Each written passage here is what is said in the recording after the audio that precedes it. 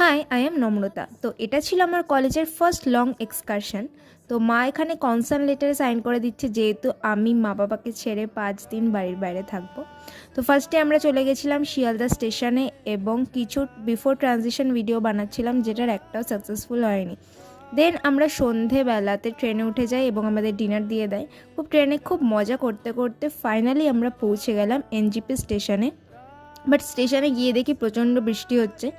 তো আমরা ওখানে 3 থেকে 3.5 ঘন্টা দাঁড়াই। দেন আমরা গাড়িতে উঠে যাই। গাড়িতে উঠে খুব মজা করতে করতে বাইরে তিস্তা নদী দেখতে দেখতে ফাইনালি আমরা আমাদের ফার্স্ট ডেস্টিনেশনে পৌঁছে যাই, যেটা হলো শিলারিগাঁও। অ্যান্ড এটা হচ্ছে আমাদের হোমস্টে থেকে ভিউটা ছিল অসাধারণ। অবশ্য সেদিনকার খুব বৃষ্টি পড়ছিল, তবে খুব সুন্দর ছিল, মনে হচ্ছিল মেঘের রাজ্যে চলে এসেছি।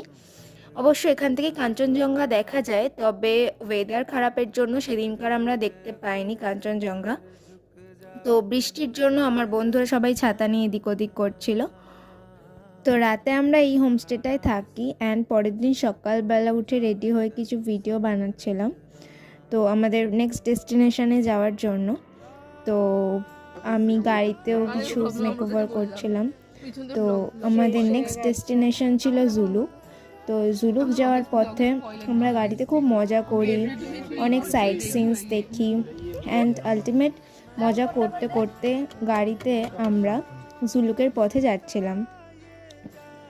তো আমরা শিলারিগাঁওতে বেশি সাইট সিন দেখতে পারিনি, কারণ প্রচণ্ড বৃষ্টি পড়ছিল।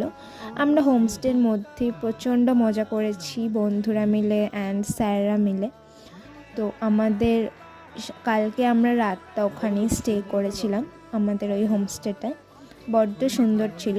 তো আজকে আমরা সকালে বেরিয়ে পড়েছি আরও নতুন নতুন জায়গা এক্সপ্লোর করতে।